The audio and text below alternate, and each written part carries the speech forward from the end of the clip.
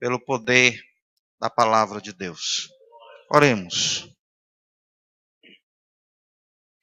Senhor nosso Deus e bendito Pai, bendito seja o teu santo nome, Senhor. Bendito seja, Senhor, a tua obra sobre toda a face da terra. Bendito sejam os teus feitos, que são admiráveis, Pai. Mas principalmente, Senhor, bendito sejam os teus feitos no meio da tua igreja, no meio do teu povo, no meio, Senhor, daqueles que foram tirados do mundo para te servirem, para te buscarem, para fazerem a tua santa obra, Senhor. Bendito seja o Senhor, porque todos nós, Pai, fomos alcançados pela tua graça, pelo teu perdão, ó Deus, pelo teu amor. Fomos alcançados, Pai, e fomos perdoados através do sangue do teu Filho Jesus que foi derramado na cruz, Senhor. Por isso, Pai Santo e querido, queremos nesta noite te louvar com um coração contrito, alegre, e ao mesmo tempo, Pai, com um coração dorido, por muitos, Pai, caminhos que não temos, ó Pai Santo, seguido, segundo a tua vontade, Senhor. E queremos, Pai, nesta noite, que haja arrependimento, mudança de caminho, mudança de mente, que haja mudanças em nossas vidas, que hajam propostas novas, Senhor, para cada um de nós, Pai, em fazer a tua obra. Que, ó Deus, cada um saia daqui, Pai, querendo fazer melhor para ti, Senhor. Apresentar o melhor para ti, Senhor. A Deus, e por isso, Senhor, nós queremos te dar graças, Pai, e te pedir que haja, Pai, em nossas vidas, em nome de Jesus. Toma o teu servo como instrumento, Pai, nesta noite, e provoca em nós, Senhor, através da tua palavra, ó Deus, impressões da tua vontade, Senhor. Deus, em nome de Jesus, fala conosco, usa o teu filho, Pai, em nome de Jesus. Recebe os louvores, a adoração do teu povo, tudo para a glória do teu santo nome. Tudo isso, Senhor, em nome de Jesus Cristo. Amém. Graças a Deus. As irmãs. Aleluia, Senhor. Vamos adorar ao Senhor, né, irmão? Estamos aqui para ouvir a palavra de Deus sobre avivamento e viemos aqui também para adorar a Deus, né? Esse hino que eu vou louvar, irmãos, fala de barreiras, né? Para que um verdadeiro avivamento possa derramar na nossa vida, irmão, temos que quebrar muitas barreiras, né? Barreira da fé, da incredulidade, e não há nada que Deus não possa operar, né? Mas não há barreiras que impeçam de Deus operar em nossas vidas. Sei que os problemas vão surgir, sei que provações virão. Põe a tua fé no intercessor, que é Jesus, e sempre te estende a forte mão. Sei que as muralhas do terror hão de intimidar teu ser. Mas põe a tua fé no intercessor, que é Jesus, e as barreiras tu irás romper. Pois não há barreira aquele que é vestido do poder que vem de Deus, destruindo o mal e dor. As mais altas barreiras tu irás transpor.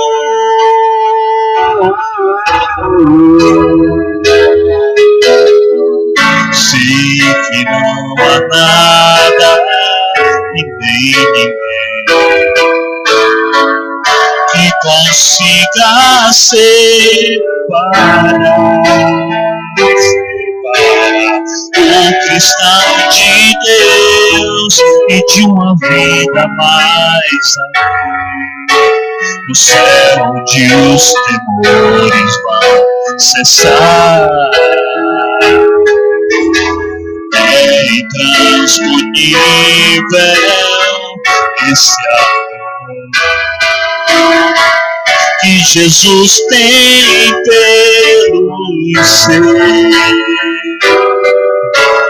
dando livramento em plena luta, em plena dor. Jesus é nosso grande intercessor. Pois não há barreira para aquele revestido do poder que vem de Deus, destruindo todo o mal e dor. As mais altas barreiras tu irás transpor. Pois não há barreira revestido do poder que vem de Deus, destruindo todo o mal e dor. As mais altas barreiras tu irás transpor. As mais altas barreiras tu irás transpor. As mais altas barreiras tu irás transpor.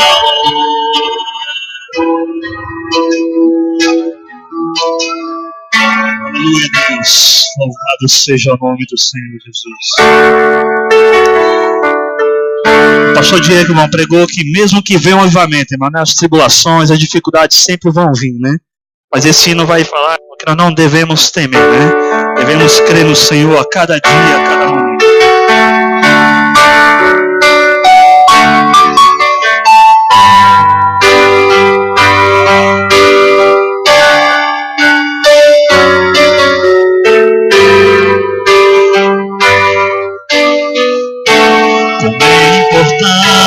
Meu Jesus,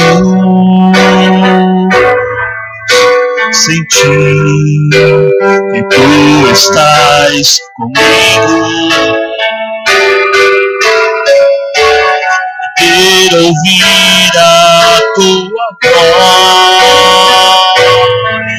a falar, também no meu coração. Meu servo, não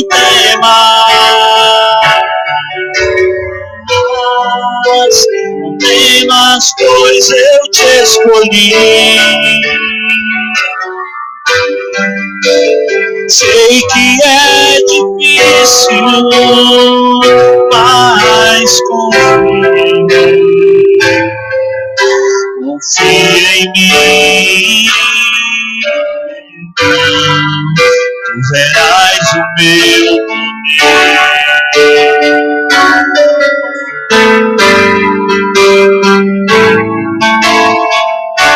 Senhor, eu ouço teu chamar e me alegro em dizer, Senhor, estou aqui. Sempre ouço a tua voz, tão linda, tão cheia de amor, e me diz, servo, não temas, pois eu te escolhi. Sei que é difícil, mas confia em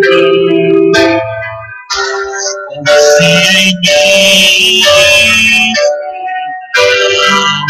tu verás o meu poder. O cego não temas,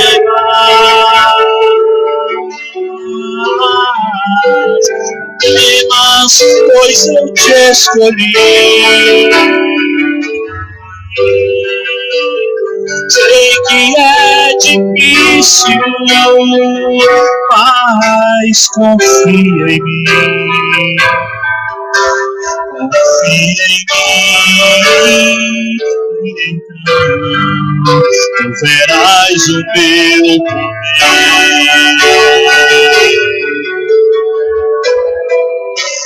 Verás o meu poder.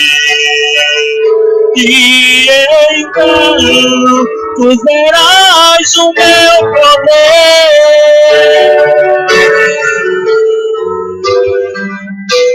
Verás o meu poder.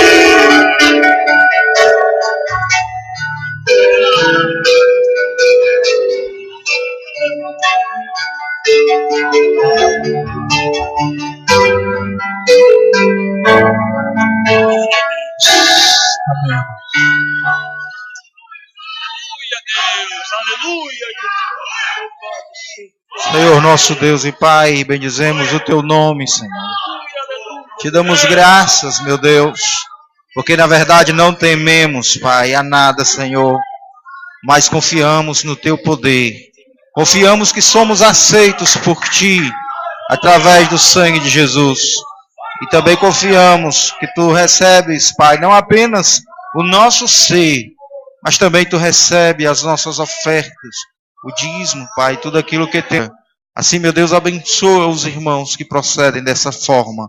Nós te pedimos assim, crendo que tu receberás de nós como parte da adoração à tua pessoa, em nome de Jesus. Amém. As irmãs que vão louvar, em nome de Jesus, podem vir.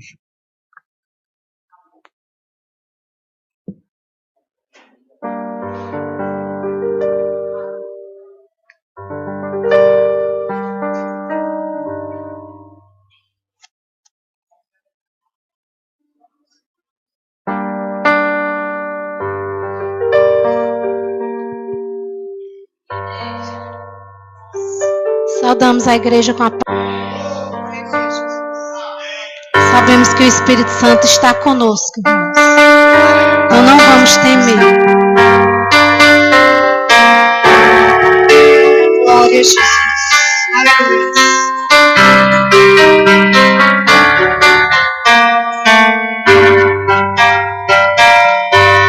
Espírito Santo, eu te amo,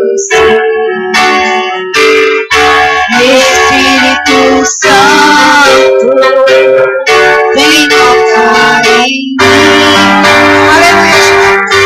Pois a minha alma tem sede de Espírito Santo, toca em mim. Espírito Santo, Espírito Santo, o teu poder inova o meu viver. Espírito Santo, Espírito Santo, o teu poder inova meu viver. Espírito Santo, minha solução, resposta certa às minhas orações. Espírito Santo, Consolador,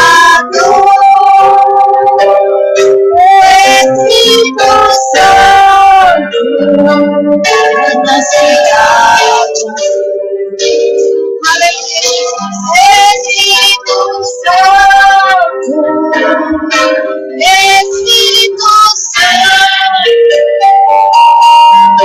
teu poder renova o meu viver. Espírito Santo, Espírito Santo, teu poder renova o meu viver. Aleluia, Deus. Glória a Deus. Aleluia, Jesus. Glória a Deus.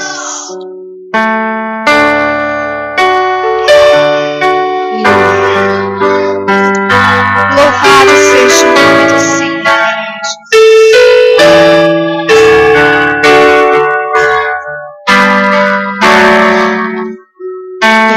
Quero estar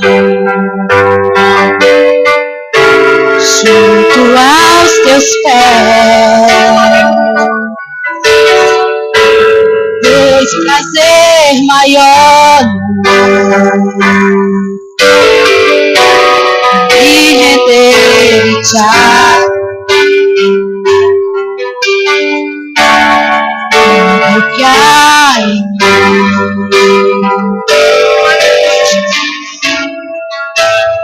te ofertar, mas ainda é pouco parado aqui. Não sou apenas eu comigo me tornei. Te louvarei. Não importa as circunstâncias,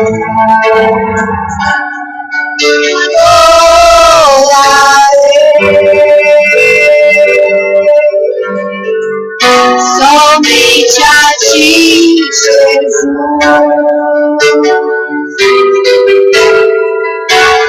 te louvarei.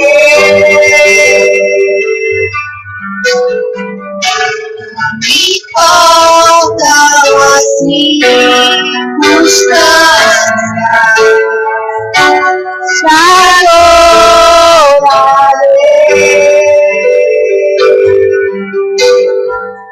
Somente a ti, Jesus.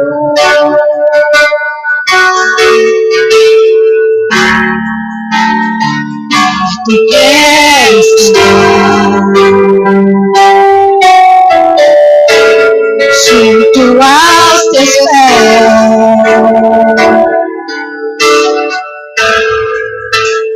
pois prazer maior render-te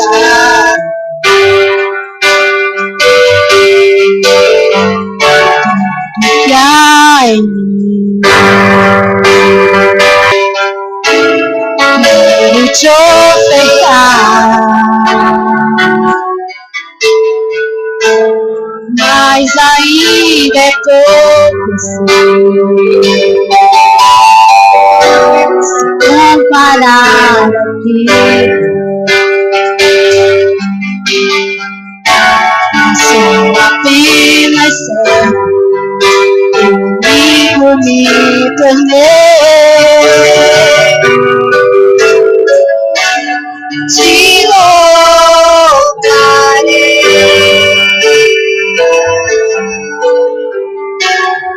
Importam as circunstâncias, adorarei. Somente a ti, Jesus, te louvarei.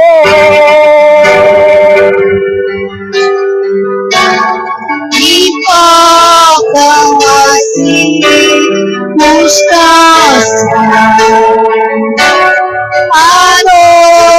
Adoraré. Somente a ti, Jesus. Somente a ti, Jesus.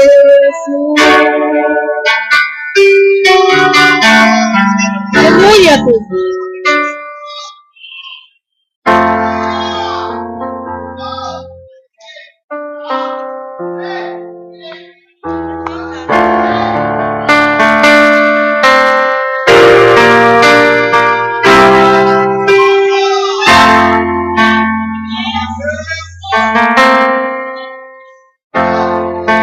Aleluia, Jesus, glória a Deus.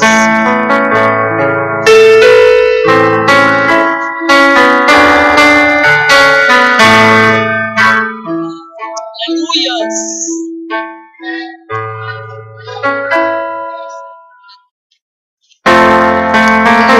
Se você pensou em desistir, não desista, pois o Senhor está contigo para te ajudar a caminhar. Aleluia. Se você já pensou em desistir, tenha fé, o Pai te sonhou. Você vai ver, o inimigo não vai entender. E o crente até mesmo chorando, ele manda correr. Sem chorar, joga nos pés do Senhor. Jesus, como sempre solto. Eu sofrer uma noite até pode durar, mas o crente sabe que a vitória vem pela manhã. Então cante assim, conseguir os passos de Jesus. Vou levar comigo a minha cruz, e as minhas feridas, seus pés, eu vou descansar nos braços de Jesus. Crente está firme nos pés do Senhor, ele vai sofrer a prova cantando louvor. O inimigo se levanta, mas ele cair. Crente não deixa a cruz, vai ser até o fim. E caiu ao seu lado, ele não cede não. Sempre está protegido por a palma.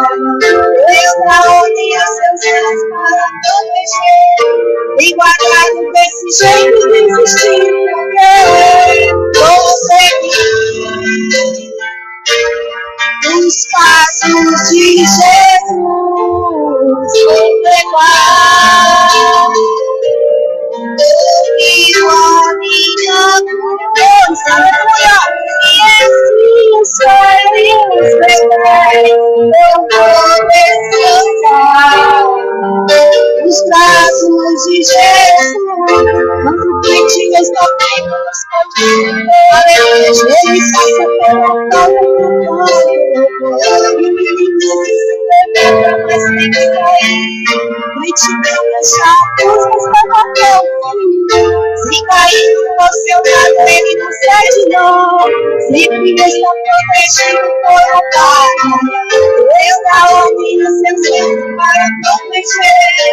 Vem guardar desse jeito, desistir, porque vou seguir os passos de Jesus. Vou levar comigo a minha cruz, e espinhos eu vou descansar nos braços de Jesus. Vou seguir os passos de Jesus. Vou levar igual a cruz. Se assim nos faremos mais perto, eu vou descansar nos braços de Jesus.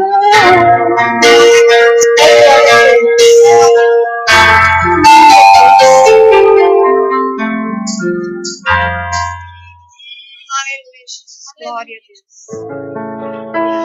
Glória a Deus. Aleluia, Jesus.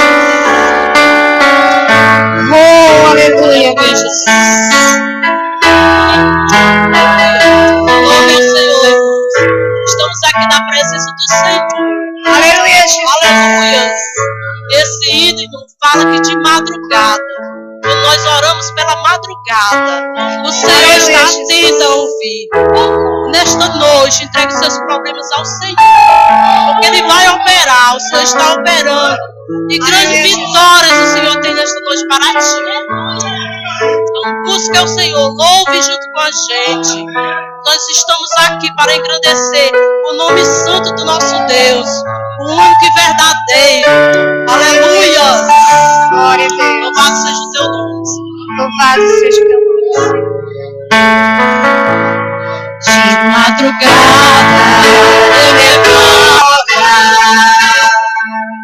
sinto que alguém bem certo de mim está, E este alguém eu posso reconhecer, é meu verdadeiro amigo que vem me socorrer. E este alguém eu posso reconhecer, é meu verdadeiro amigo que vem me socorrer. Ouço a voz bem pertinho de mim, pede quem quiser, e eu estou aqui. E sem eu começo a chorar, línguas estranhas falar, sinto o poder de Deus. E sem sentir eu começo a chorar, línguas estranhas falar, sinto o poder de Deus. Ao levantar, eu me sinto repousada, sinto mais força e apaixonada. Em minha lâmpada, mais suave da o olho santo do Senhor, para me encher. Em minha lâmpada, mais suave o olho santo do Senhor, para me encher. Ouço uma voz bem pertinho de mim, dizendo, pede quem quiser, e eu estou aí. Está aqui no meu sinal. E sem sentir eu começo a chorar, línguas estranhas falar, sinto o poder de Deus. E sem sentir eu começo a chorar, línguas estranhas falar, sinto o poder de Deus.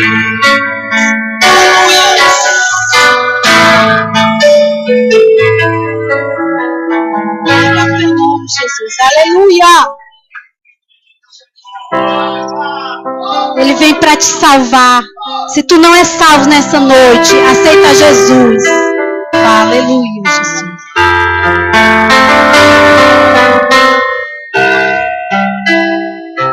Diga para os temerosos, não há nada temer. Poderoso é o teu Senhor, quando clama seu nome. Aleluia, Jesus. Ele então virá. Ele vem pra te salvar. Ele vem para te salvar, te alcançar. O teu Senhor virá. Ele vem para te salvar. Ele vem pra te salvar. Ele vem para te salvar. Contemplar o Senhor e te levantará. Ele vem para te salvar. De cantarão os abatidos, não percam a fé.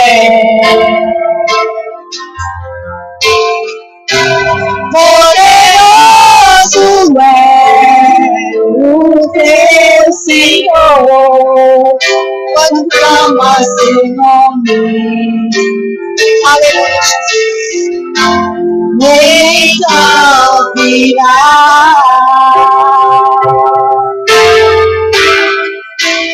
Ele vem pra te salvar. Ele vem para te salvar, te alcançar. O teu Senhor virá. Ele vem para te salvar. Ele vem pra te salvar. Ele vem para te salvar. Contemplar o Senhor e te levantará. Ele vem para te salvar.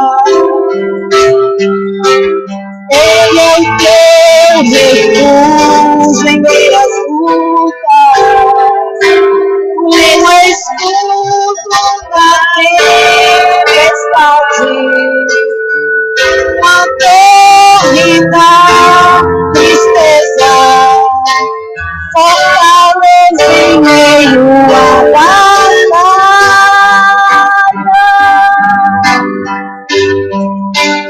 Ele vem pra te salvar.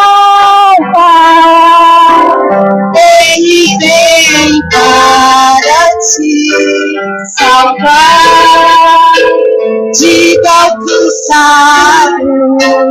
O teu Senhor virá. Ele vem para te salvar. Ele vem pra te salvar. Ele vem para te salvar. Contemplar o Senhor e te levantará. Ele vem para te salvar. Contemplar o Senhor e te levantará. Ele vem para te salvar. Agradecemos a oportunidade em nome de Jesus.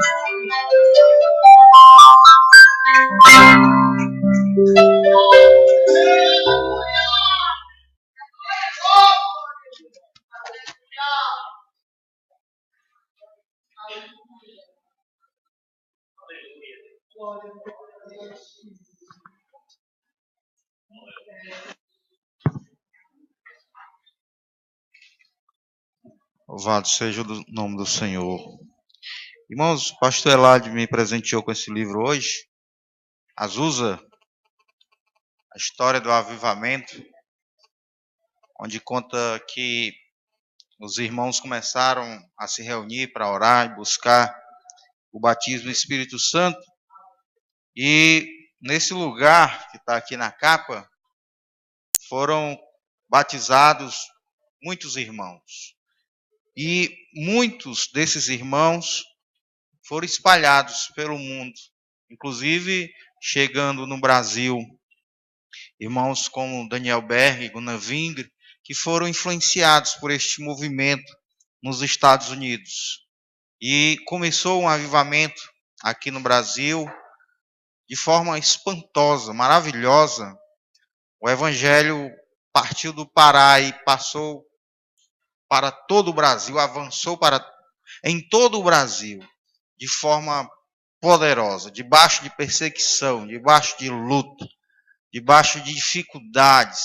Mas os irmãos iam sendo batizados no Espírito Santo, falando em línguas e tendo os dons espirituais como armas do céu para avançar neste mundo mal.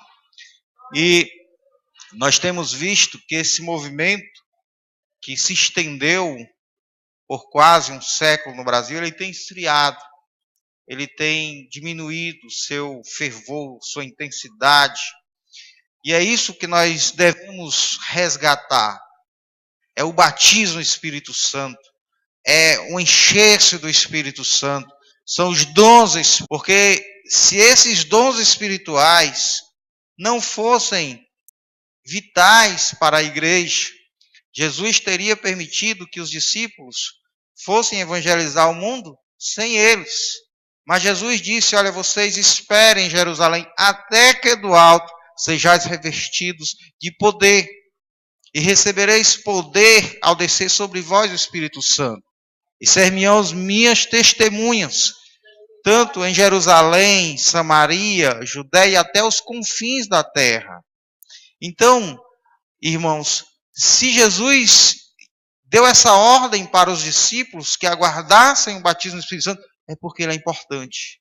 Se Jesus não permitiu que eles fizessem a obra sem esses dons espirituais, sem essa atmosfera espiritual dos dons e do Espírito de Deus, então é porque nós precisamos também hoje, para os nossos dias, a igreja sempre vai precisar desse enchimento, dessa renovação, desse batismo no Espírito Santo, desses dons espirituais, porque nós não estamos lutando contra carne nem sangue, mas nós estamos lutando contra o diabo, contra seus anjos, contra poderios espirituais das regiões celestiais, das trevas.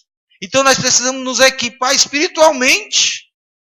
Nós precisamos receber de Deus essa capacitação, esse poder, para nós fazermos a obra do Senhor. Então nós vamos orar e pedir ao Senhor que fale conosco, que nos incomode, para que a gente não se acomode, para que a gente não fique, irmãos, naquela mesmice do Evangelho, na depressão espiritual, no desleixo do Evangelho. Nós precisamos de poder, de graça, nós precisamos dos dons espirituais, nós precisamos do batismo do Espírito Santo, nós precisamos falar em línguas, nós precisamos interpretar as línguas, nós precisamos de dons de cura na igreja. Quantas pessoas enfermas, quantas pessoas doentes. Senhor nosso Deus e Pai, bendito seja o teu santo nome, Senhor. Bendito seja, Pai Santo, o derramar do teu Espírito. Bendito seja o agir, Senhor, do teu Espírito. Bendito seja a liberdade que tu tens no meio do teu povo, para fazer o que tu queres, para trazer, ó Deus, renovação, para trazer poder, graça, batismo, unção, para fazer aquilo que tu queres, Senhor.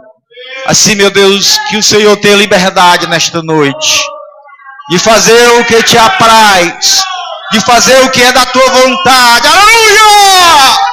Enchendo o teu povo do teu Espírito, Senhor. Fazendo aquilo que está no teu coração. Oh, Senhor da glória, derrama sobre os teus vasos a unção do céu, Senhor. Abençoa o teu filho, Pai. Transforma as suas palavras em nossos corações. Ó Deus, que este canal seja de bênção nesta noite. Seja para nos trazer, Senhor, graça, capacitação, Senhor. Assim, meu Deus, nós pedimos. Abençoa o teu filho em nome de Jesus. Pastor Eladio.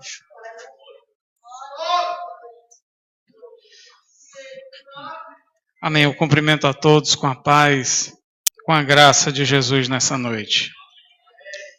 Meus irmãos, antes de falar propriamente deste evento, eu gostaria só de mencionar para os irmãos que nós já postamos lá nos blogs que a gente administra, do Instituto Pietista e do Jornal Tocha da Verdade, o pôsterzinho lá, o cartaz das conferências na Batista desse ano, tá certo?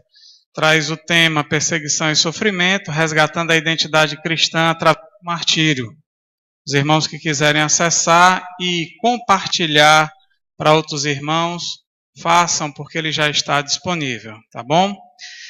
Com respeito a essa programação, irmãos, eu gostaria de agradecer ao pastor Jander, pastor Diego, pelo convite que nos foi feito. E gostaria de dizer para os irmãos que eu estava negando vários convites para pregar. Alguns irmãos chegavam para mim e diziam, pastor, vamos pregar ali? Eu disse, vou não. Vamos pregar ali? Eu disse, vou não. Aí o pastor Jander entra em contato comigo, convidando para pregar nesse evento aqui e apresentando a razão pela qual ele estava, juntamente com o pastor Diego, interessado em realizar esse evento aqui. Aí eu disse para ele, pastor, eu vou. Eu vou. Não disse a razão por que eu vim, porque preferi me guardar para externar aos irmãos aqui, porque o sentimento do pastor Jander, que ele, de certa forma, colocou aqui, essa aspiração de ver avivamento espiritual nas igrejas, eu também comecei a sentir comigo, testemunhei até no Maracanaú, a necessidade de a gente, irmãos, provocar um avivamento em nosso tempo, para deixar registrada a nossa marca na história da igreja, não por uma questão de vaidade, mas por uma questão de cumprimento da vontade de Deus. Porque se uma igreja não cumpre, meus irmãos, o seu papel dentro de uma sociedade, ela não está sendo igreja. Se ela não cumpre a sua tarefa fundamental e básica, ela não está sendo de fato aquilo que Deus preparou para que ela fosse. Não adianta ser igreja se não tiver avivamento. Então, sintonizado com o mesmo sentimento do pastor Jander e pastor Diego, eu vim aqui para tentar expressar um pouco do nosso anseio. Do nosso anseio, irmãos, porque falar de avivamento não é fácil. Quando a gente lê livros como esse da Rua Azusa, quando a gente lê livros como Enviado por Deus, que fala a história do Daniel Berg, da Assembleia de Deus, o Despertar Apostólico no Brasil, do Gunnar Wingren, a gente fica, irmãos, assim, humilhado diante das coisas que aqueles homens fizeram no início do século passado. Foi tanta operação de Deus que a gente olha para a gente mesmo e diz, mas Deus, eu não consigo fazer isso. Mas muitas vezes o Espírito de Deus fala para a gente, diz, o que faltava a eles, vocês têm de sobra. O que eles tinham de sobra, falta a vocês. Ou seja, cada um vai vivenciando algumas experiências mais profundas do que o outro, claro, com anseio de chegar à plenitude, de alcançar a plenitude, de atingir o máximo de Deus que a gente pode atingir aqui. Amém? Portanto, sou agradecido a Deus por essa oportunidade de rever os irmãos, rever outros irmãos de nossas congregações também aqui. É muito bom estar aqui, irmãos, junto com os irmãos nessa programação. E eu convido a todos a abrirem as suas Bíblias em Atos dos Apóstolos, capítulo de número 10. Nós iremos ler um textozinho das Escrituras, não tão curto, mas também não tão longo.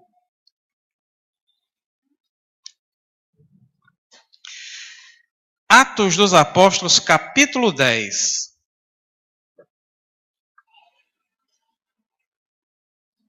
Leiamos desde o verso 37, do 37 ao 48. Eu ia ler do 44 ao 48, mas vamos ler do 37 ao 48. Esta palavra, dizia Pedro, vós bem sabeis, veio por toda a Judéia, começando pela Galiléia, depois do batismo que João pregou. Como Deus ungiu a Jesus de Nazaré com o Espírito Santo e com poder, o qual andou fazendo bem e curando a todos os oprimidos do diabo.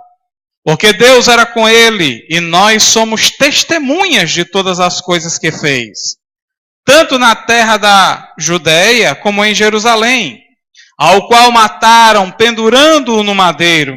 A este ressuscitou Deus ao terceiro dia, e fez que se manifestasse, não a todo o povo, mas às testemunhas que Deus antes ordenara. A nós, que comemos e bebemos juntamente com ele, depois que ressuscitou dentre os mortos, e nos mandou pregar ao povo e testificar que ele é o que por Deus foi constituído juiz dos vivos e dos mortos. A este dão testemunho todos os profetas de que todos os que nele creem receberão o perdão dos pecados pelo seu nome. E dizendo Pedro ainda estas palavras, caiu o Espírito Santo sobre todos os que ouviam a palavra.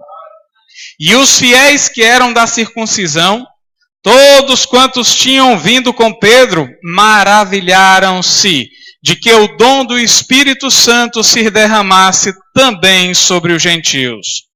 Porque os ouviam falar línguas e magnificar a Deus. Respondeu então Pedro, pode alguém porventura recusar a água para que não sejam batizados estes, que também receberam como nós o Espírito Santo? E mandou que fossem batizados em nome do Senhor. Então rogaram-lhe que ficasse com eles por alguns dias. Os irmãos podem sentar.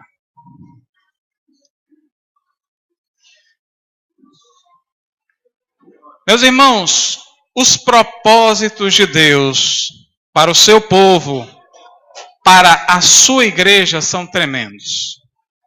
Mas se nós pudéssemos resumir o propósito divino em pequenos pontos, em um número limitado de pontos, nós certamente concluiremos que os propósitos estão sintetizados, resumidos, concentrados e centralizados nos propósitos de salvação e de batismo no Espírito Santo.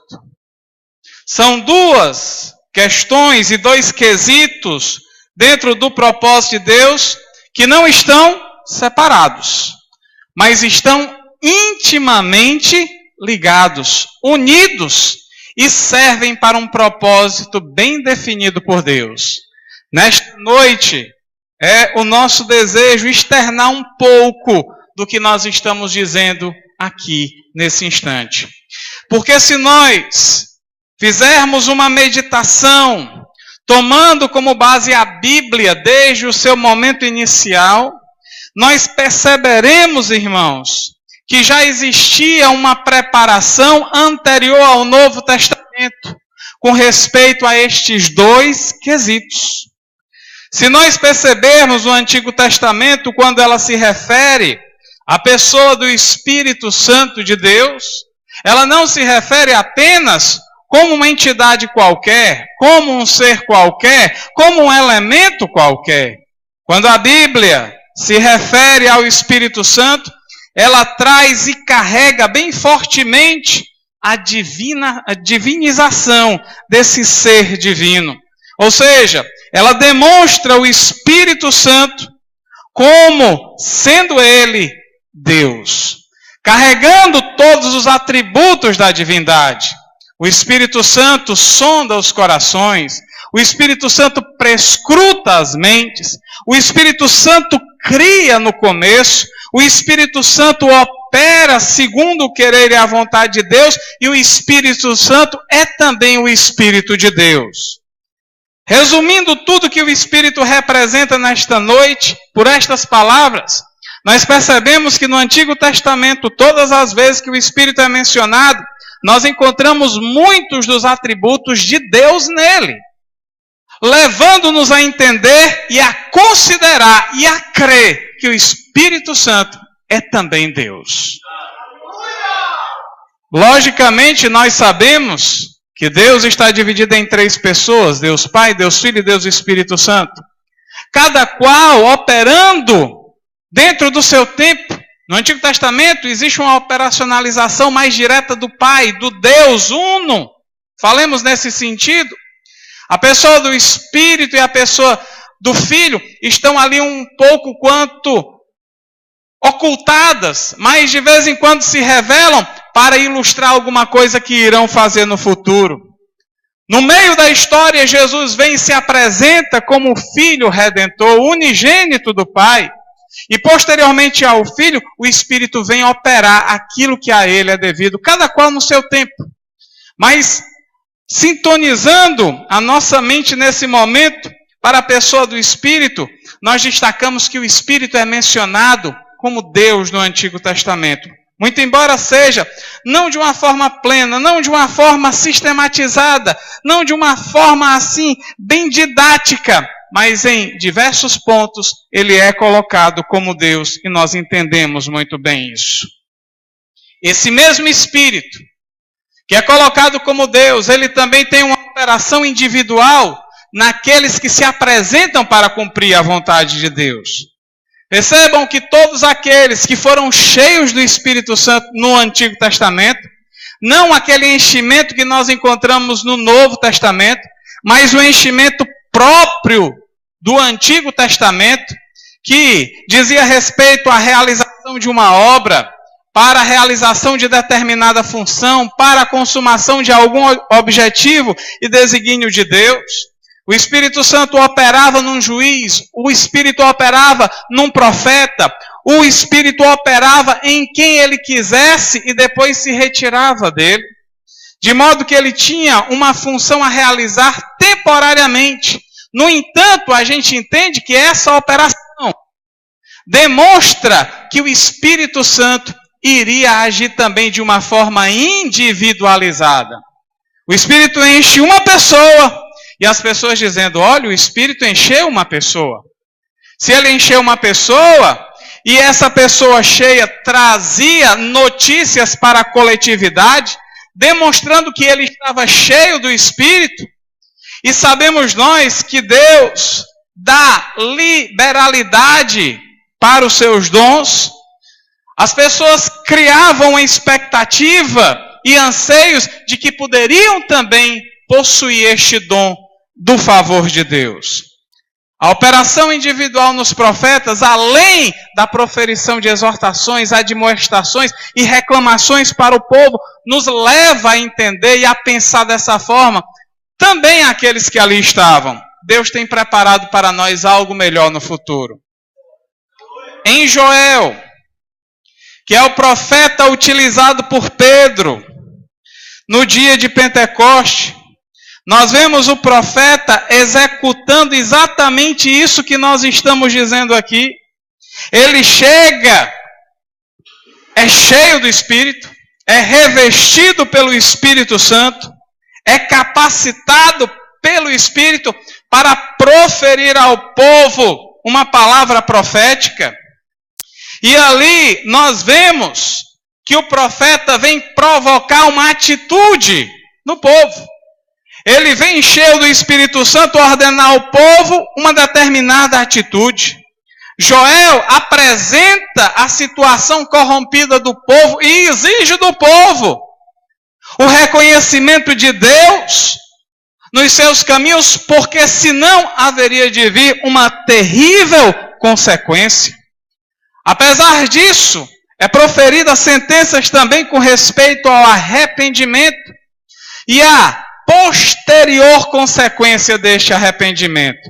Se nós abrirmos a nossa Bíblia em Joel e lermos alguns textos, pequenos textos, nós veremos que Joel está atingindo o povo nesses quesitos, nestes aspectos.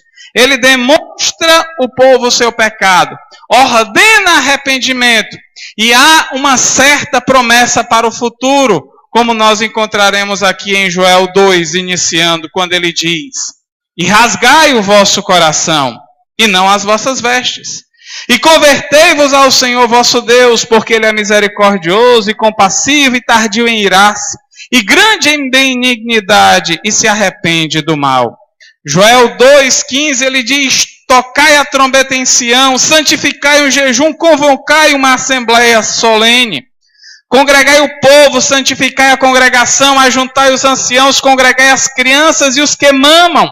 Saia o noivo de sua recâmara e a noiva de seu aposento. Chorem os sacerdotes, ministros do Senhor, entre o alpendre e o altar, e digam: poupa teu povo, ó Senhor, e não entregues a tua herança ao opróbrio, para que os gentios o dominem, porque se diriam entre os povos: onde está o seu Deus? Joel chega e diz para o povo: vocês pecaram, vocês erraram, rasgai os vossos corações e não as vossas vestes. Deixem de lado o cerimonialismo religioso e se apeguem a uma experiência espiritual com Deus. Sintam o drama do vosso pecado, rasguem os vossos corações e se arrependam. Pega aí todo mundo, não é só vocês não, pega aí todo mundo. Pega jovem, pega velho, pega adulto, pega criança, pega até os que estão amamentando agora, que estão sendo amamentados. Até o noivo que está de lua de mel e a noiva: sai dessa tua lua de mel e vem para o lugar de arrependimento. Porque Deus estava, meus irmãos, provocando através do profeta uma atitude deles. Mas essa atitude era, na verdade, uma preparação também. Porque uma vez arrependido o povo se encontraria preparado para um advento posterior, para um momento posterior com Deus. Em Joel 2,23, continuando, ele dá a entender a consequência desta preparação e diz o seguinte: e vós, filhos de Sião, regozijai-vos e alegrai-vos no Senhor vosso Deus, porque Ele vos dará em justa medida a chuva temporã, fará descer a chuva no primeiro mês, a temporã e a serôdia. Depois de arrependido, o povo estaria preparado para receber essas duas chuvas. Chuvas na Bíblia, nós atribuímos ao Espírito Santo. Era uma mensagem profética do que Deus iria fazer posteriormente com eles, mas também uma mensagem profética para o que Deus iria fazer no futuro com a igreja. Porque lá no versículo 28, ele diz: e há de ser, depois derramarei o meu Espírito sobre toda a carne, e os vossos filhos e as vossas filhas profetizarão, e os vossos velhos terão sonhos, os vossos jovens terão visões, e também sobre os servos e sobre as servas naqueles dias derramarei o meu Espírito, e mostrarei prodígios no céu, na terra, sangue, fogo e colunas de fumaça. O sol se converterá em trevas e a lua em sangue antes que venha o grande e terrível dia do Senhor. De modo que Joel, meus irmãos, apresenta o que no futuro estava reservado para aqueles que estivessem se arrependido. Ele diz: olha, no começo, depois que vocês se prepararem, vem as primeiras chuvas, a chuva temporã. E no final de tudo, vem a serôdia, as últimas chuvas. Ou seja, a ideia, meus irmãos, aqui está ligada com a colheita. Nós sabemos que quando começa o inverno, cria-se no agricultor aquela expectativa de fartura. Ou seja, vou ter grande fartura, vou ter grandes colheitas. E a chuva propicia isso. Nós sabemos bem disso porque estamos vivenciando um momento de seca. O interior está seco, sem água e não tem lavoura, não tem muitas plantações. A água está escassa e nós sabemos qual é a consequência dessa seca. Miséria, miséria, miséria e pobreza. Mas aqui Deus promete fazendo uma alusão à agricultura, dizendo: olha, depois de estarem preparados, virá as primeiras chuvas. E as primeiras chuvas são intensas. São um inverno tremendo. Isto foi realizado em um momento específico.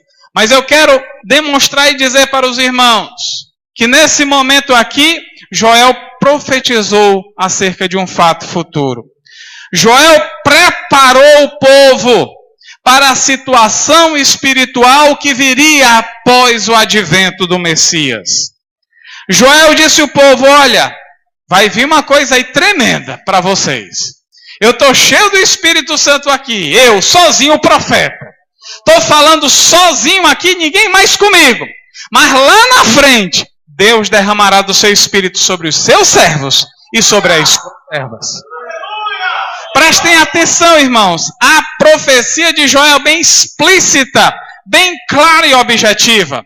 Deus não disse que vai derramar o seu Espírito sobre todos os religiosos. Não vai. A Bíblia diz que Deus vai derramar o seu Espírito sobre todos os seus servos e servas. Quem são os servos e servos de Deus? São aqueles que cumprem a sua vontade. São aqueles que têm apenas Deus como Deus. Aqueles que se fincam na fé diante do Deus que é inabalável. Esses são os servos de Deus que cumprem a sua palavra. Portanto, a promessa não está reservada para os adoradores de Maria. Não está reservada para aqueles que são de religiões contrárias ao que a palavra preceitua, por mais que se digam cristãs. A Bíblia diz que é sobre servo e sobre serva, sobre aqueles que estão ouvindo e atentando para aquilo que a palavra de Deus diz. Após Joel, já chegando mais perto de Cristo, nós encontramos João Batista, falando e aludindo sobre essas duas questões. João Batista realizando batismos de arrependimento e dizendo ao povo: frutos dignos do vosso arrependimento, demonstrem que vocês estão arrependidos mesmo. E já estava ele também preparando o caminho do Senhor, porque ele era a voz do que clama no deserto. Preparai o caminho do Senhor estava reservado sobre ele, e ele dizia: eu vos batizo com água. Mas vem um após mim, que eu não sou digno de desatar-lhe as alparcas dos pés. Ele vos batizará com o Espírito Santo e com fogo. Ele fará acontecer em vocês uma experiência espiritual com o seu Espírito e com fogo. Irmãos, tem muita gente que pega esse texto de Mateus 3, versículo 11, e diz que esse fogo referenciado por João Batista, na verdade, é o inferno.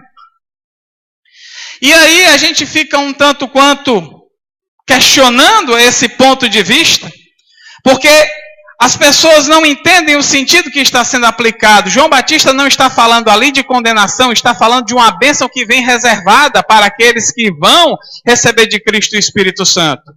Quem diz, meus irmãos, que isto, o fogo ali citado em Mateus 3,11, é o inferno, diz por um erro teológico, mas também por um equívoco de experiências. Ele não sentiu a experiência do Espírito.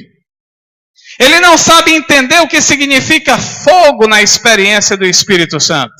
Conhecer porque ele não a teve. Quem diz isso são os tradicionais, alguns tradicionais. Mas quem foi batizado com o Espírito Santo, quando recebeu o Espírito Santo, meus irmãos, sentiu também um calor aí dentro do peito. Sentiu, não? Aqueles que foram batizados no Espírito Santo, irmãos, sentiram um calor queimando aí interiormente.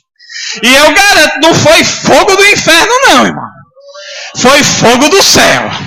É um fogo que não consome, mas é um fogo que traz poder, é um fogo que traz alegria, é um fogo que traz satisfação que vem do céu.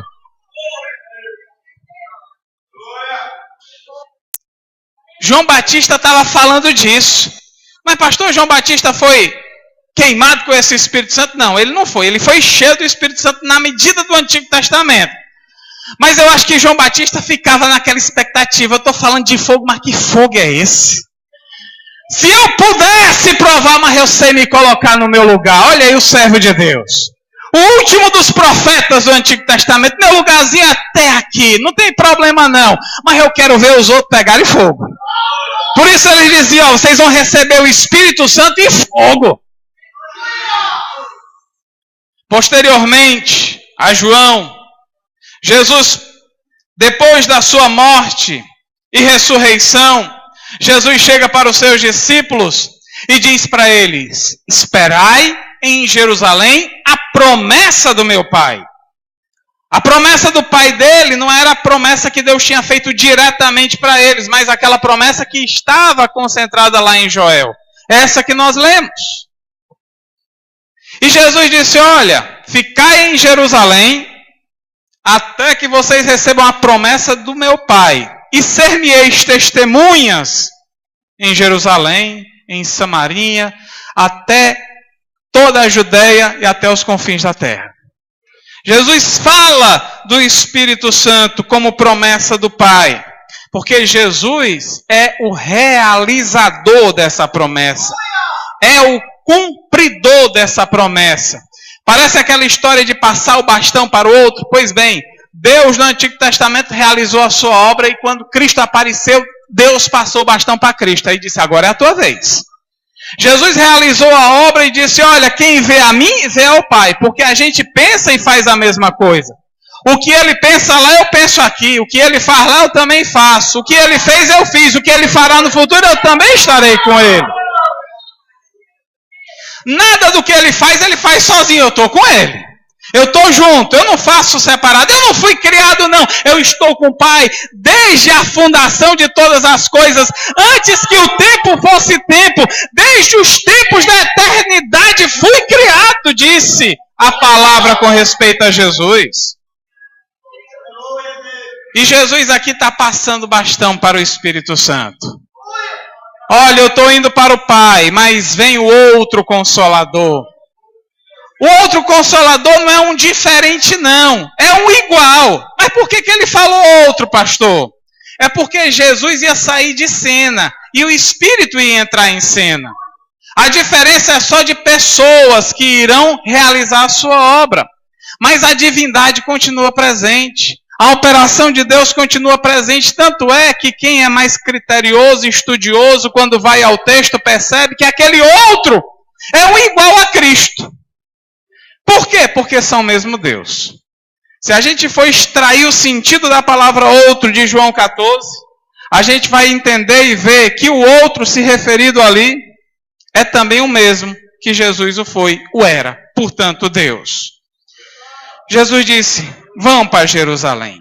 Vão para Jerusalém. E o tema, meus irmãos, como eu disse, nesses pontos aqui destacados até esse momento, promessa do Espírito Santo está sempre atrelada, unida ao tema salvação. Joel diz lá, arrependei-vos, e depois Joel diz lá, ó, vai ser derramado o Espírito Santo sobre vocês. A ideia do profeta de concentrar o Espírito nele era para dizer ao povo, ó, arrependam-se aí, porque depois vai vir para vocês. É o individual falando para o coletivo, proferindo uma profecia que seria ampliado aquela dádiva, aquele favor de Deus para toda a comunidade dos servos de Deus. Portanto, a promessa do Espírito para o Novo Testamento está sempre atrelada à salvação. Mas qual o sentido disso tudo, irmãos? Sem dúvida alguma, tanto salvação como batismo no Espírito Santo são dons. E o dom da salvação prioriza uma coisa. O dom do Espírito Santo prioriza outra, mais relacionada com a salvação. Mas o sentido, quando a gente vê a Bíblia falando nesses termos, irmãos, sentido ou objetivo, como queiram, está relacionado com o querer. Toda vez que a gente falar de salvação e batismo no Espírito Santo, lembre-se disso. Isto está relacionado com o querer. Querer. Querer de quem, pastor? Já a gente vai saber. Qualquer querer? De forma alguma. Porque a gente sabe que existem aí várias medidas de querer. Não é verdade? Tem gente que quer coisas boas, tem gente que quer coisas ruins. São diversos os quereres por aí afora.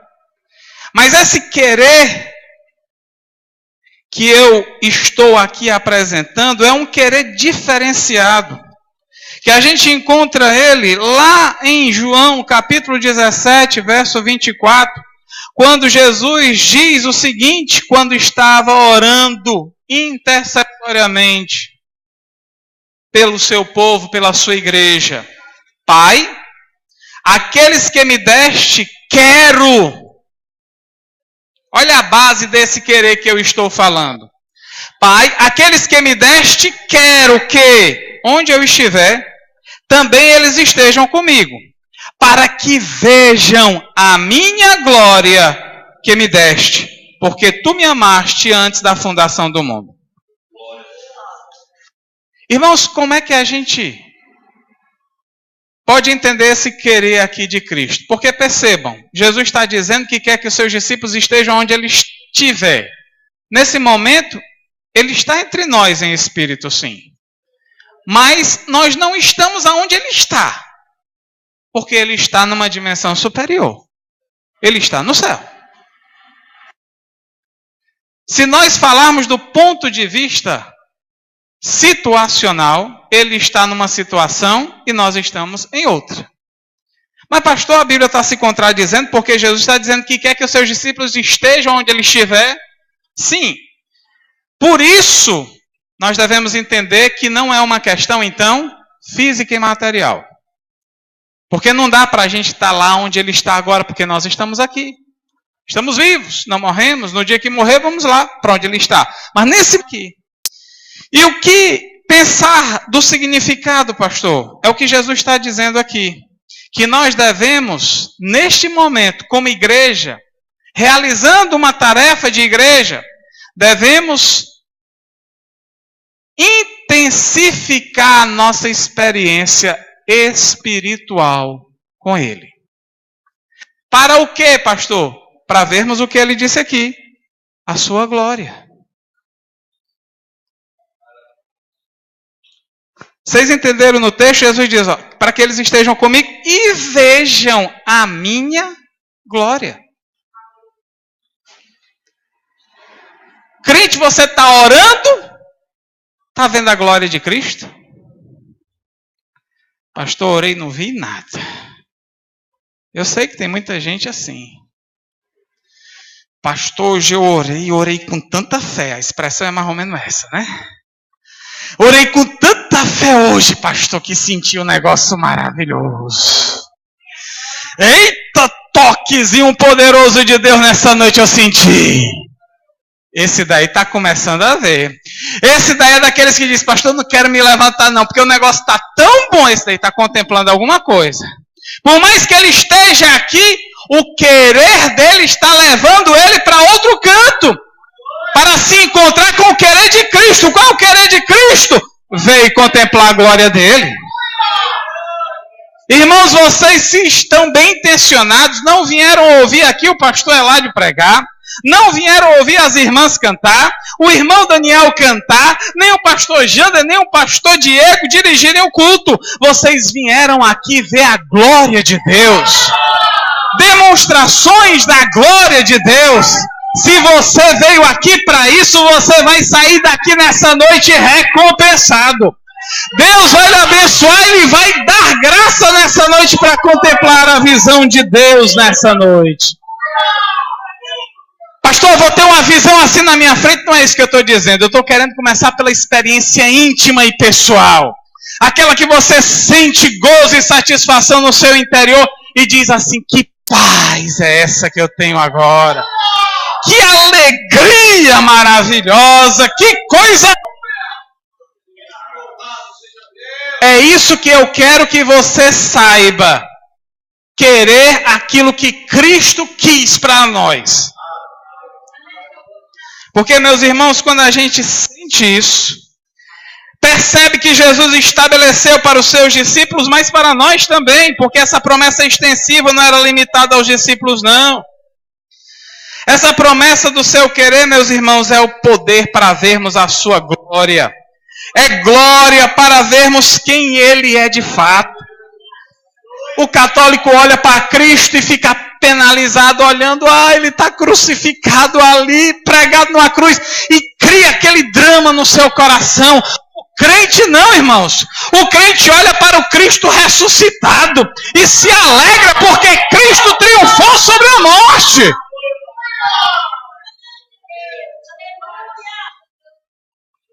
Ele entra na presença de Cristo e vê a glória de Cristo para entender os seus propósitos, para entender os seus feitos.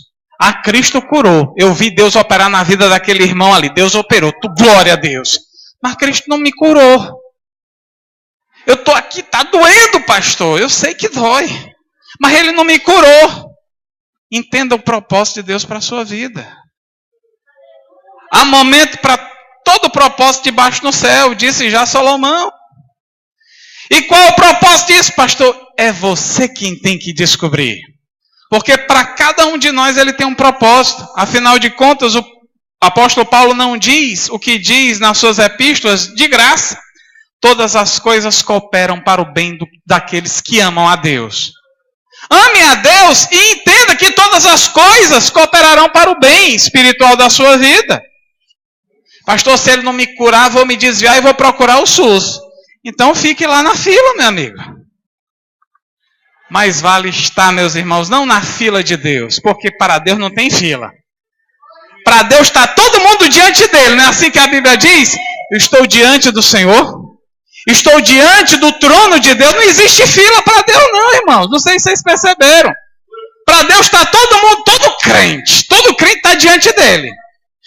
Irmão, todo crente fica diante de Deus, face a face com Ele, vendo a glória dEle.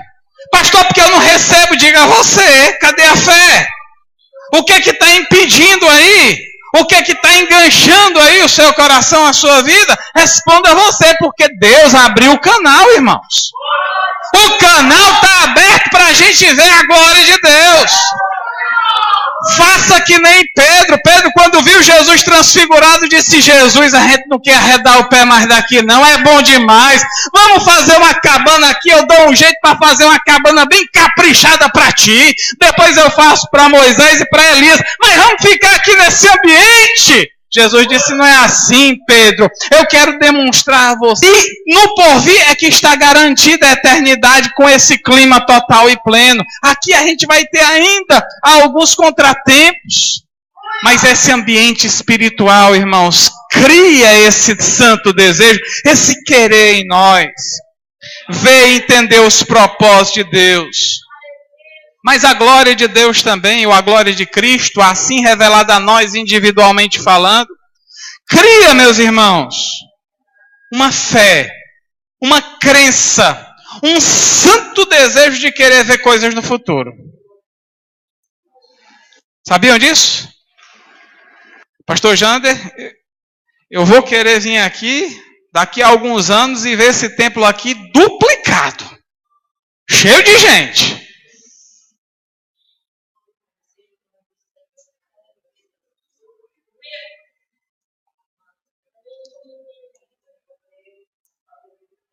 Veja a glória de Cristo, irmãos, e pense como eu.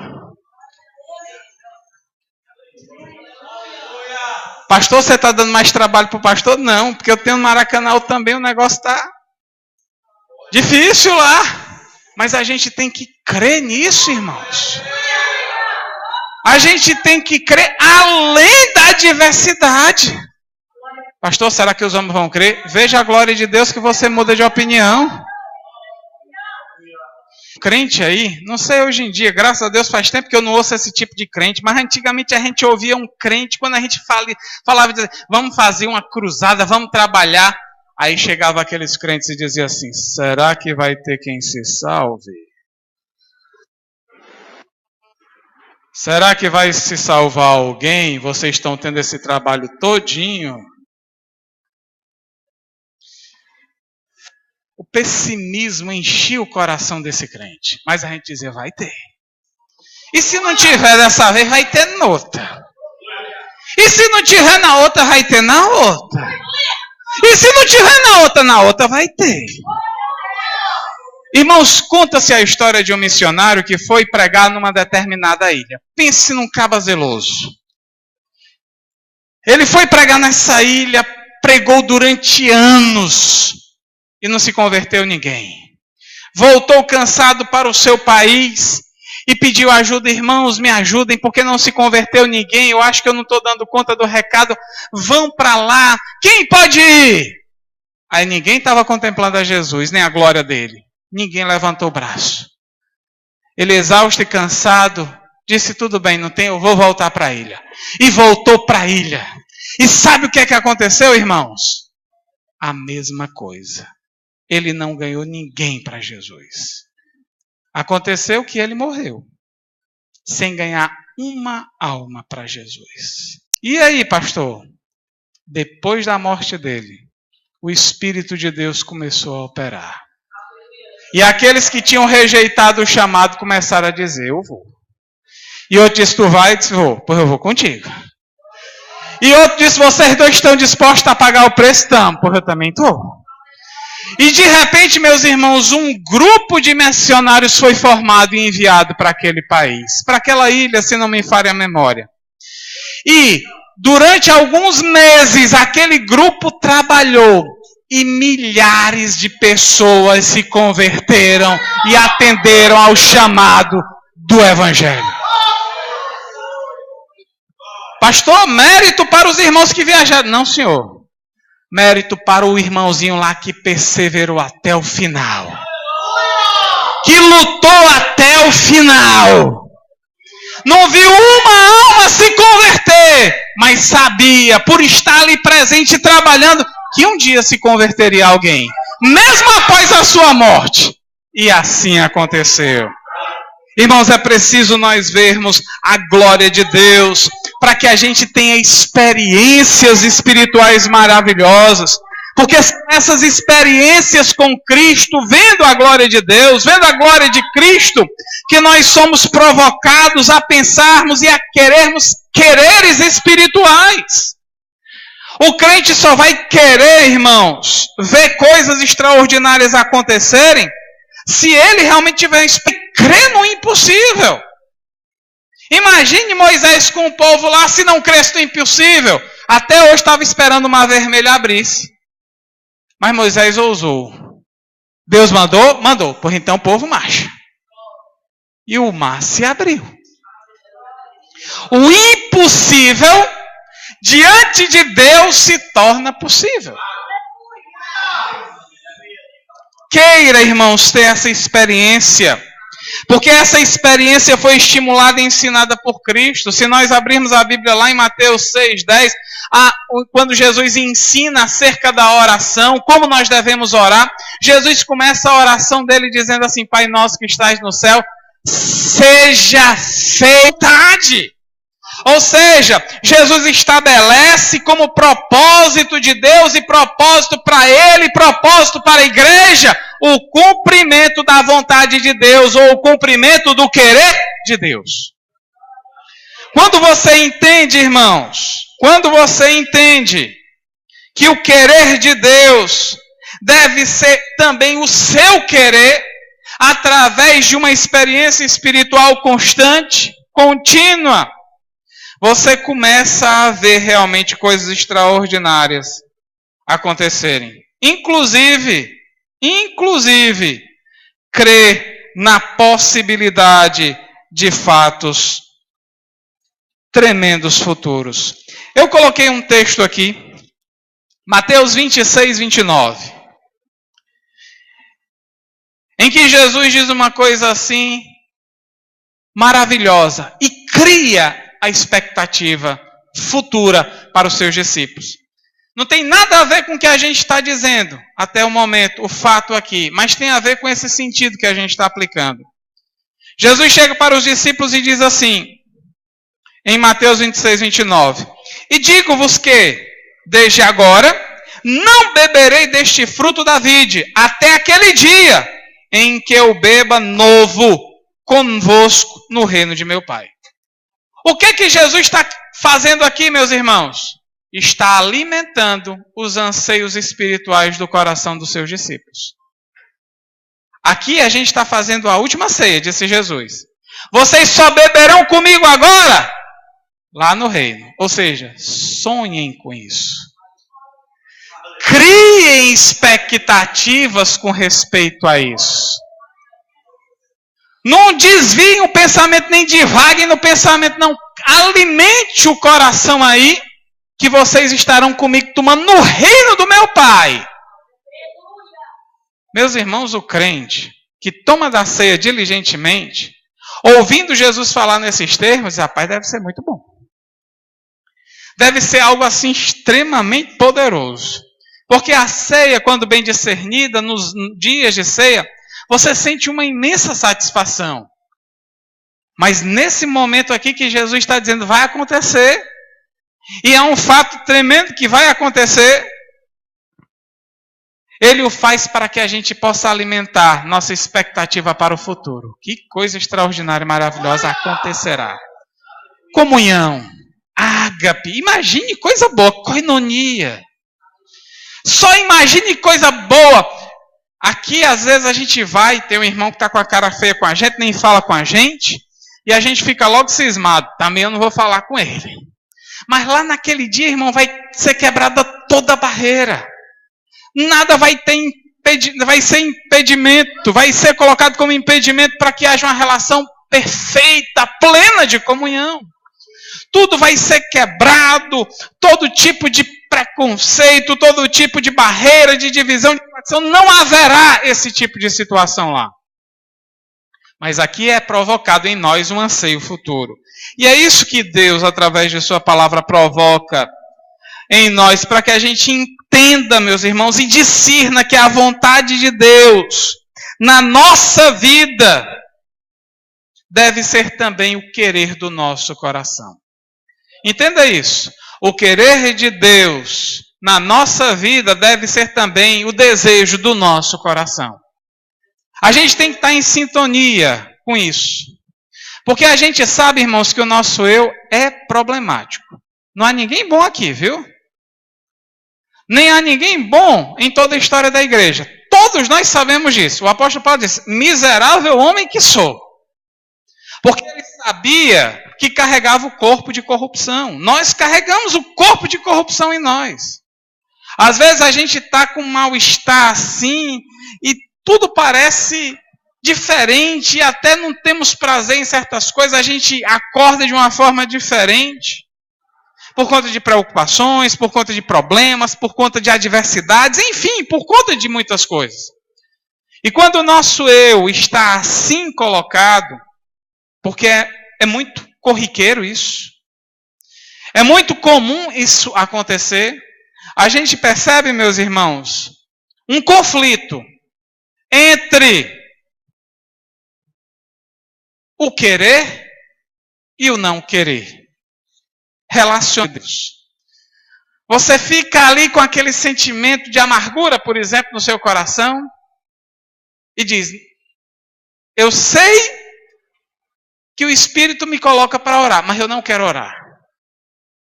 Impera nesse momento o conflito entre o querer e o não querer. Eu quero pensar coisas espirituais, mas eu estou tão preocupado com as coisas que eu não consigo. Geralmente os conflitos ocorrem desta forma. E isso demonstra que em muitas vidas há problemas espirituais que precisam ser remediados, curados. Mas não só nesses casos isso acontece. Em casos, por exemplo, como o de Pedro. Isso aconteceu. Porque foi dada a Pedro uma revelação. E Pedro, meus irmãos, criou o embate, criou o conflito entre o querer e o não querer. Deus dizia, eu quero isso. E Pedro dizia, eu não quero. Deus dizia, é a minha vontade, mas eu não quero, disse Pedro. Mas Deus disse, eu estou te dizendo, mas eu não quero. Quando Pedro teve a visão que lhe antecedeu a visita a Cornélio, Pedro relutou com Deus. Pedro, meus irmãos, brigou, entre aspas, com Deus. Não quis fazer a vontade dele. Ele sabia, no seu íntimo, que existia dentro dele o querer fazer a vontade de Deus. Mas naquela circunstância, naquele momento, e diga-se de passagem, Pedro estava orando, irmãos. Diz a Bíblia que Pedro sentiu fome, mas os irmãos disseram, Pedro, a gente vai preparar aqui um almoço bem gostoso. Pedro disse, enquanto vocês preparam, eu vou para o eirado para orar. E estando Pedro em oração, sobreveio-lhe um êxtase, diz a palavra. E nesse êxtase, no qual ele teve a visão, Deus disse, faça isso. E ele disse, não faço. Faça isso, Pedro. Não faço. Ou seja, isso, meus irmãos, esse conflito entre o querer e o não querer, diante da vontade de Deus, pode acontecer também por aqueles ou com aqueles que estão muito bem espiritualmente. Pedro estava muito bem espiritualmente, estava cheio do Espírito Santo, tinha recebido o Espírito no Pentecostes, estava pregando, curando enfermos, realizando obras extraordinárias, mandando coxo se levantar, tudo segundo a vontade de Deus. Mas de repente, quando a vontade de Deus se demonstrou um tanto quanto diferente daquelas que outrora havia se manifestado para Pedro, Pedro disse, opa, ou não. Era Deus que estava dizendo, e Pedro disse não. Ou seja, irmãos, é nessas circunstâncias que a gente vê a resistência em fazer a vontade de Deus. Quantos não existem que estão bem espiritualmente, bem espiritualmente, e resistem à voz de Deus e o cumprimento da voz de Deus para cumprir a vontade dele? Naquela situação é bem sabido por todos que externou-se ali o que Pedro carregava, que muitos não podiam ver, que somente Deus sondava e via. Mas parece que Deus criou a situação para extrair de Pedro aquele sentimento preconceituoso. E meus irmãos, o problema de Pedro era o preconceito tão severo que ele parece que, mesmo tendo ido após a chegada dos enviados de Cornélio para a casa de Cornélio, já chegou na casa de Cornélio no momento que bateu assim na entrada e disse, Cornélio, eu vim aqui, mas eu vou logo dizer, não é lícito para o judeu entrar em casa aqui de estrangeiro para falar das coisas de Deus, não. Ou seja, eu não sei se foi um pedido de desculpa ou se foi uma reclamação relutante, semelhante ao profeta Jonas. Deus disse, Jonas, vai para Nínive. Eu não vou. Jonas, vai para Nínive. Ele disse, não vou. Pegou um barco e foi para Tarsis. Aí peixinho grande. Sai da profundeza aí do mar. Tem um cabo ali para dar uma lição nele. E a lição foi dada. Pedro chegou na porta de Cornélio e disse logo isso, eu tenho um preconceito contra vocês. E aí? Pedro, meus irmãos, resistiu. E quando a gente resiste, meus irmãos, a essa vontade de Deus, principalmente a essa vontade de Deus que estava concentrada para Pedro realizar, a gente vê aqui que existe um problema com respeito à salvação. Pedro negou salvação para outras pessoas. Pedro demonstrou a falta de paixão pelas almas. Pedro, meus irmãos, não permitiu que o amor pela salvação de almas tocasse no seu coração, por mais que ele estivesse cheio do Espírito Santo. Pastor, o Espírito Santo é só para a gente ficar cheio, falar em línguas? Não, não é isso não. Meus irmãos, ser cheio do Espírito Santo significa aquilo que Jesus disse, vocês vão receber o Espírito Santo e ser-me-eis testemunhas. Ou seja, vocês serão capacitados de poder para falar daquilo que ouviram, viram e creram. Por isso, irmãos, quem é cheio do Espírito Santo tem que falar para A, para B, para C. Aquele que é crente, está cheio do Espírito Santo, tem que falar para o pobre, tem que falar para o rico, tem que falar para o branco, tem que falar para o preto, tem que falar para aquele que está doente, como para aquele que não está doente, tem que falar para o limpo, tem que falar para o sujo, tem que falar para aquele que tem um alto status social e para aquele que tem um baixo status social. Ou seja, meus irmãos, é ordenado para a igreja que está cheia do Espírito Santo falar as coisas de Deus para este mundo. Por isso que eu digo, olha, uma pessoa que sente o poder da salvação, aliás, não começa por aí não.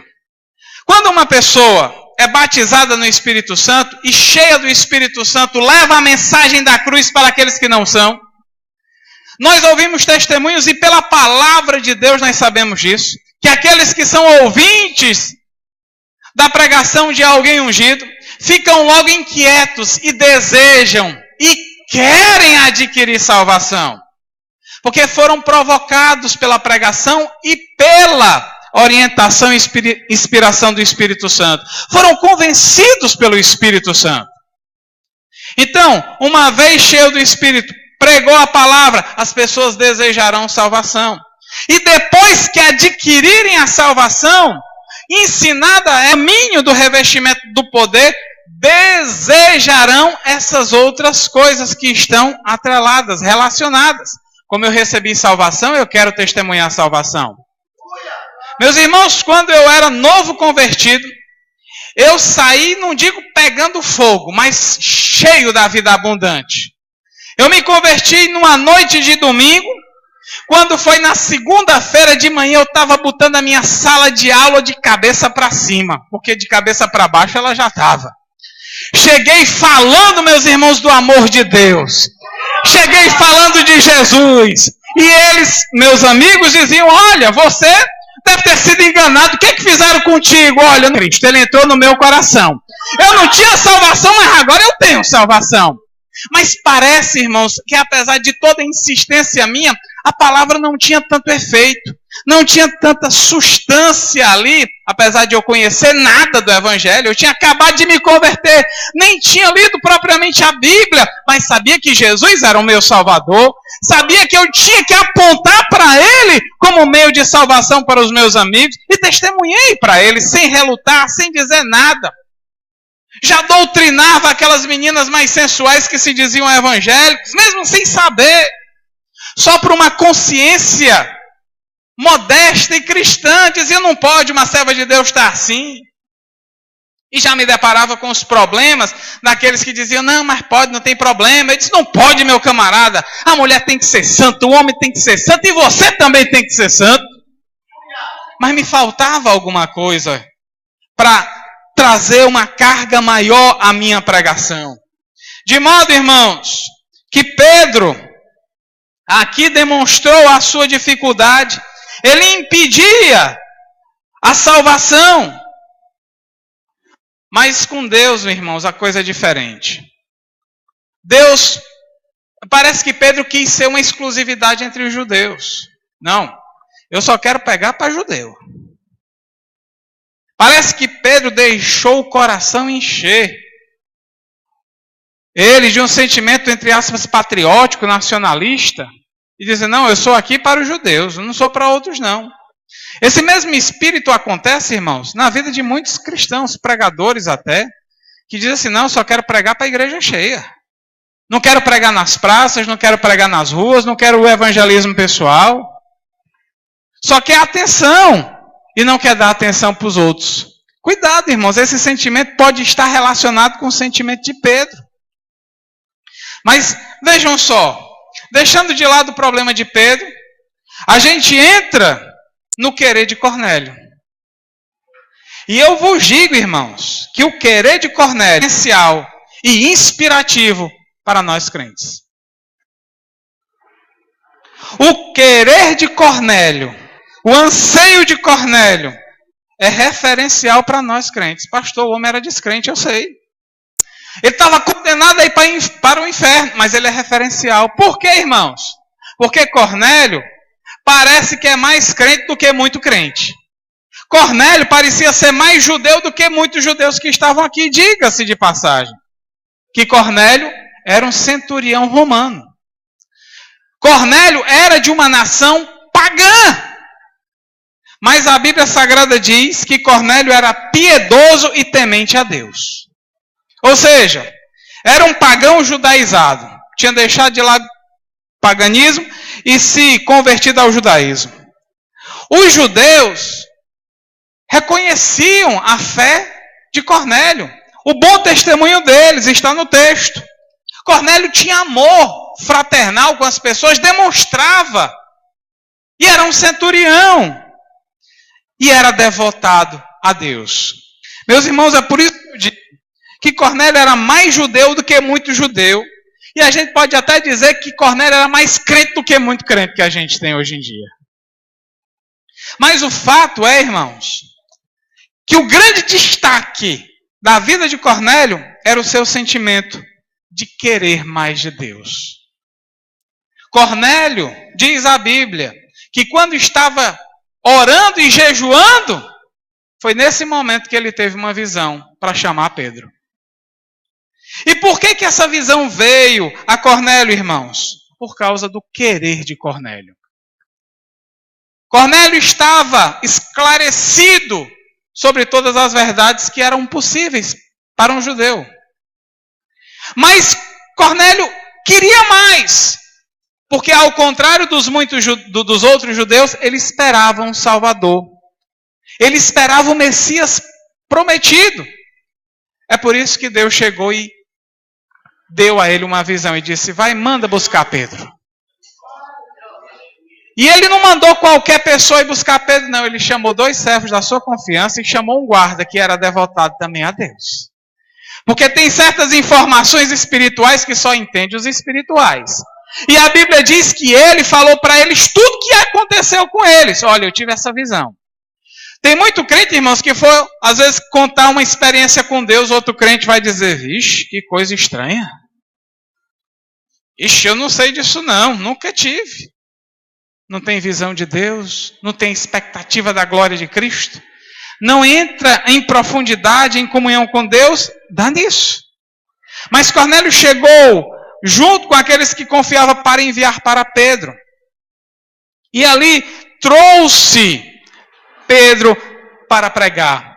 E o que mais nos encanta, irmãos, na história de Cornélio, é porque Cornélio demonstrou um querer tão particular, tão individual, mas também coletivo, tão certo de receber alguma coisa que ele já sabia que existia, e também uma convicção de receber algo que ele não sabia que existia, mas estava no pacote. Os irmãos já vão entender o que é que eu estou querendo dizer. Que conforme o texto que nós lemos aqui nessa noite, Pedro, se encabrunhado ou se carrancudo, pregando lá sobre Jesus, fala sobre o perdão dos pecados, e quando ele termina de falar do perdão dos pecados, diz a Bíblia Sagrada, e o Espírito Santo caiu sobre Cornélio. Cornélio tinha mandado chamar a família toda e os amigos também. Na certa ele tinha falado para os outros, testemunhado as coisas de Deus, e os outros também estavam crendo com ele, porque só foi ouvir Pedro quem tinha negócio com as coisas de Deus. De repente Pedro estava falando, não sei se frio, não sei se animado, possivelmente desanimado, meio que forçosamente, mas o fato é que aquele homem, Cornélio, e a sua família e os seus amigos estavam sedentos, irmãos, dizendo: eu quero. Por mais que ele esteja dizendo uma coisa assim, meio que a força, eu quero isso daí. Eu desejo isso daí.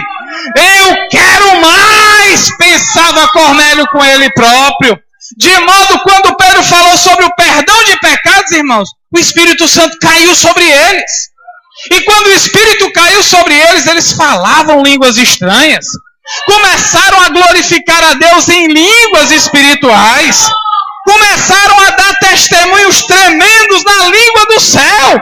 Pedro parou, Pedro ficou emudecido, bem como os outros agentes, espiões que estavam lá com Pedro, porque Pedro levou uma coletiva para defender Pedro. Talvez disse assim, ó, eu não quero pregar para eles não, e vocês na hora que eles retrucarem me defendam. Estava todo mundo lá, de paletó, terno e gravata, todo encabrunhado lá. Todos sem saber o que fazer, mas quando viram aquilo acontecer, disse, opa, o que está acontecendo? Isso daí que a gente está vendo aconteceu com a gente no princípio também. Essa coisa de descida do Espírito Santo está igual com a que Pedro, tu está vendo aí, irmão, tudo bem. Eu estou vendo que o negócio é de Deus mesmo. Eles estão recebendo o Espírito Santo como nós também recebemos no princípio.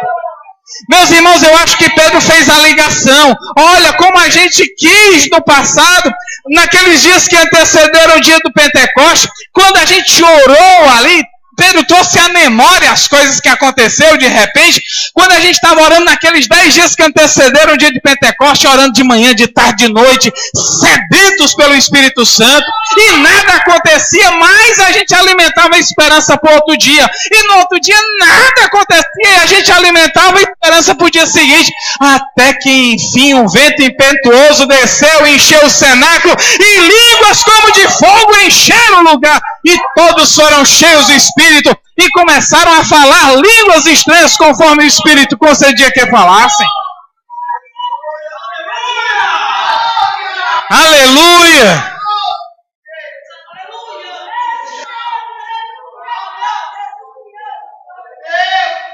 Eles quiseram, irmãos. Se você crê e quiser, se você querer realmente, você verá coisas extraordinárias acontecerem. Se você quiser realmente, você vai ver coisas extraordinárias na sua vida.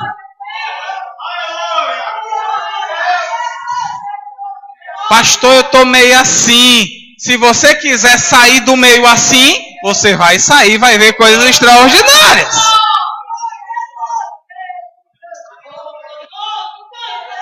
Aleluia! Aleluia!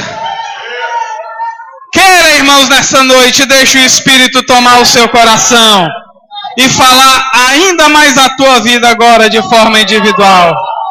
Deixe o Espírito de Deus tocar aí no seu coração nessa noite.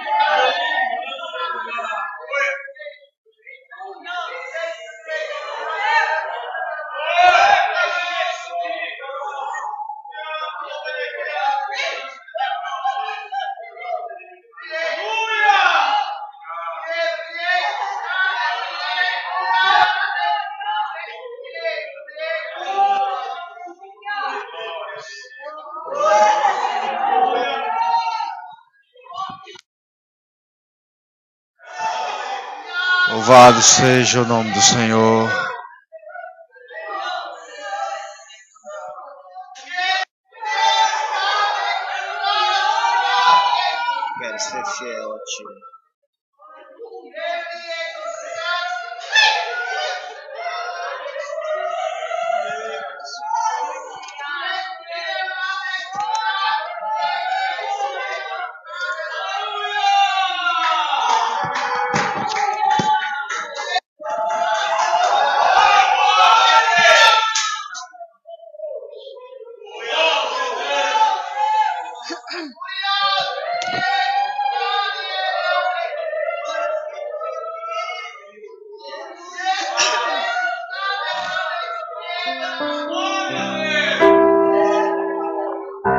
Glória a Deus.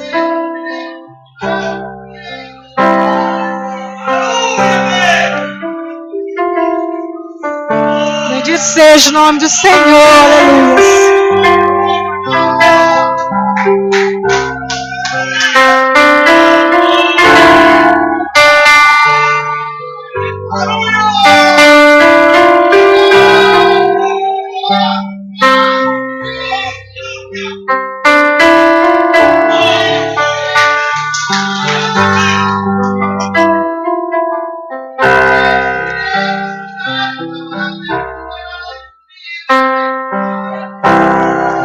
Quero ser fiel, Senhor, fiel até o fim.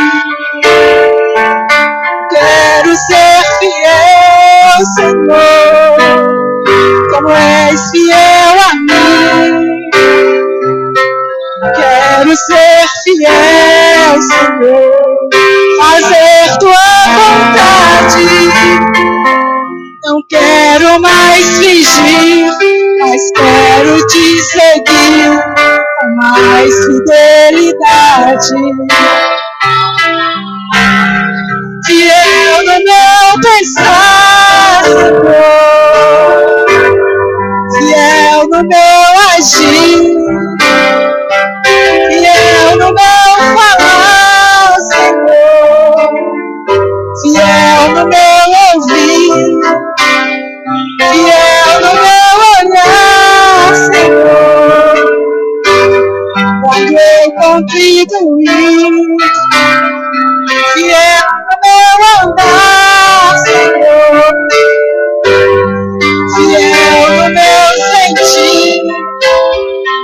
Aonde eu estiver, em tudo que eu fizer, serei fiel a ti.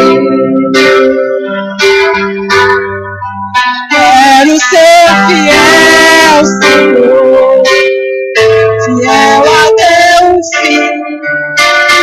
Eu quero ser fiel, Senhor, como és fiel a mim. Eu quero ser fiel, Senhor, fazer tua vontade. Não quero mais fingir, mas quero te seguir com mais fidelidade. Fiel no meu pensar, Senhor, fiel no meu agir, fiel no meu falar, Senhor, fiel no meu ouvir, fiel no meu olhar, Senhor, fiel no meu sentir. Aonde eu estiver, em tudo que eu fizer, serei fiel a ti. Aonde eu estiver, em tudo que eu fizer, serei fiel a ti. Glória a Deus, amém.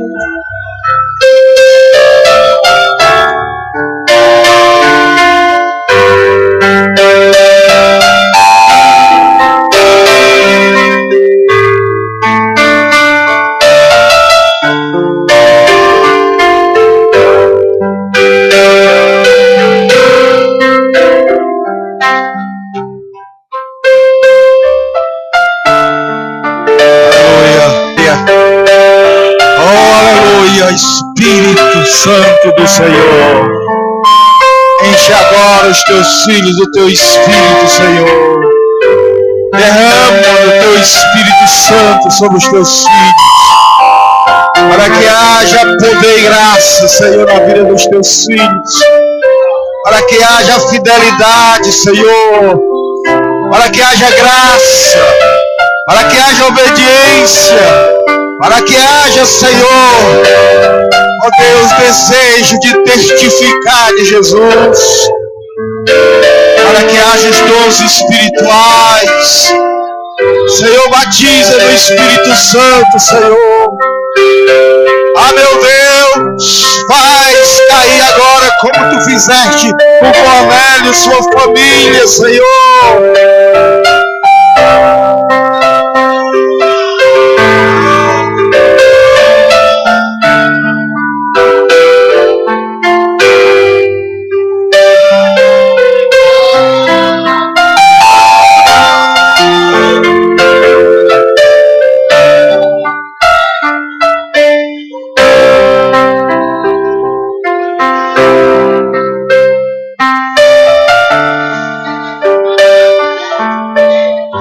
Aleluia, te damos graças, meu Deus,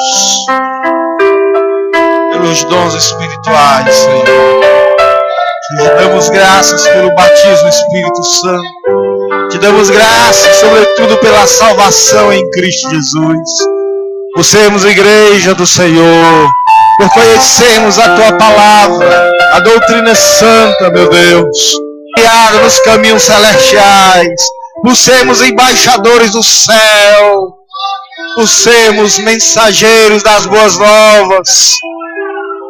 Em tudo isso te damos graças, meu Deus.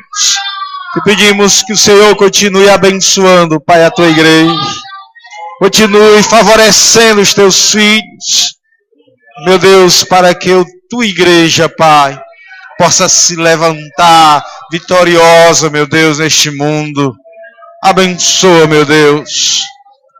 Aleluia. Que o amor de Deus, o Pai, a graça salvadora de Jesus, seu Filho, as consolações do Espírito Santo do Senhor, esteja sobre todos nós, agora e sempre. Amém. Graças a Deus. Lembro os irmãos que amanhã será o pastor Edmilson. Nós temos um prazer enorme e alegria de ter recebido o pastor Eladio nesta noite. Nós somos gratos pela vida dele. Ele foi instrumento de Deus na minha vida. Há muitas coisas que eu sou hoje, graças a Deus, e as intervenções sábias do pastor Eladio. Que Deus possa abençoar a sua vida, pastor, em nome de Jesus, e toda a sua família.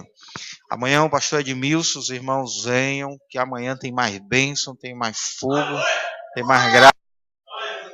E amanhã nós vamos ter mais tempo para nós orarmos, para buscarmos o batismo do Espírito Santo e os dons espirituais. Amém? Mas venha amanhã, se você ainda não é batizado no Espírito Santo, venha amanhã e diga para o Senhor: Senhor, só saio de lá quando eu receber o batismo no Espírito Santo. Senhor, só saio de lá quando eu refletir, Senhor, o que eu vou buscar. Aleluia. Que Deus em Cristo abençoe os irmãos. Falou alguma coisa? Não, né? Amém.